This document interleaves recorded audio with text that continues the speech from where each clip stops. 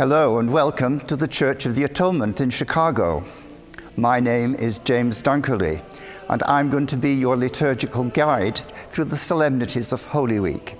Holy Week to many people is a great mystery, and I'm hoping that by sharing some of the details of it, I can help you understand what this week is really all about and its importance, why indeed we call it Holy Week. The great week that only comes once a year, but nevertheless is probably the most important week of the whole Christian year. Holy Week begins with Palm Sunday, and Palm Sunday comes in two acts. The first act is an understanding of our Lord and his entry into Jerusalem.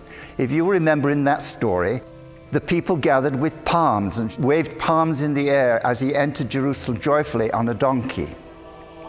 What we do in this part of the liturgy is we read that story in the Gospel, then we bless palms, we distribute palms, and we have our own palm procession, not just in the church, but around the whole city block, to let us know that this is the day we begin. This is the day when our Lord is entering the holy town, not only in Jerusalem, but in our own lives for this very important week.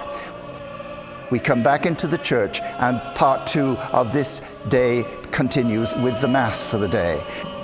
And in that Mass, we sing to music in the most solemn way the whole story of the Passion. And this is the center of this Mass on Palm Sunday, which is also known as Passion Sunday. The next 3 days, Monday, Tuesday, and Wednesday, are really just ordinary days in Lent. But we come now to Thursday, and this is the beginning of the very center of Holy Week. We call it the Triduum, or the Great 3 Days. And the first of these 3 days is Thursday. We call it Maundy Thursday, after the Maundatum, which means talking about the washing of feet. But there are three things that have to be remembered on this day, and that is the institution of the Eucharist, the institution of priesthood, and the command of our Lord to love one another. And it is in that act of washing people's feet that we try to do that, because that is what our Lord did at the Last Supper. The Last Supper is the center also of what this Mass is all about.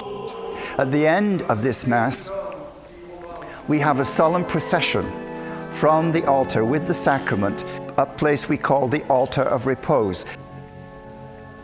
The altar of repose is set up to look like the Garden of Gethsemane, where Jesus went to pray before his passion. And we place the sacrament in this garden, and then when we come back to the church now is stripped of all its decorations, stripped of all its furniture as far as possible, to make it look like it is very bare.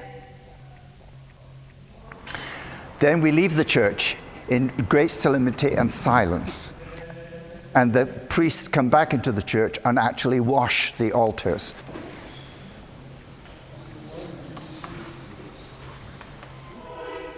The next day is Good Friday, and Good Friday is the day when we come and commemorate the very Passion itself, when our Lord was taken to the cross and crucified. The center of this day again is a reading of the Passion. This day, however, is always the Passion of St. John is read on Good Friday. And at the end of this Passion, we have something called the solemn collects, or the solemn prayers, to me as a preparation for what is to take place. And then a homily is preached upon what this all means. Then a cross is solemnly brought into the church and then presented to the congregation. And people come forward to venerate the cross in all their own particular ways. Some want to just touch it, some want to bow, some want to even kiss the feet of the cross. The altar of repose actually is meant to be a symbol of the Garden of Gethsemane. At the end of that, communion is brought from the altar of repose, from the Garden of Gethsemane, and placed on the altar, and communion is given to the congregation in a very simple way.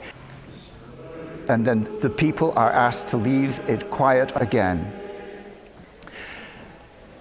Saturday, on the eve of Saturday, when it has finally gone dark, we begin something called the Vigil.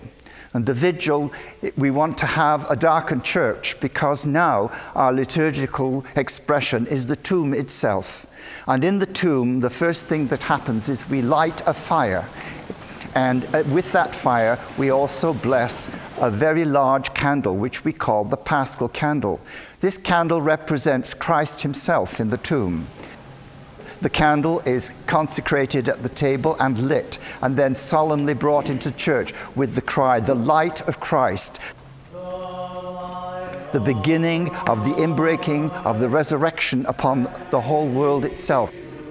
And gradually the people light candles, and the candle light is lit. But we continue this service now in candlelight, almost in the dark. At this point, we start to read prophecies from the Old Testament, prophesying what this moment would be all about. And finally, a homily is preached to help us understand.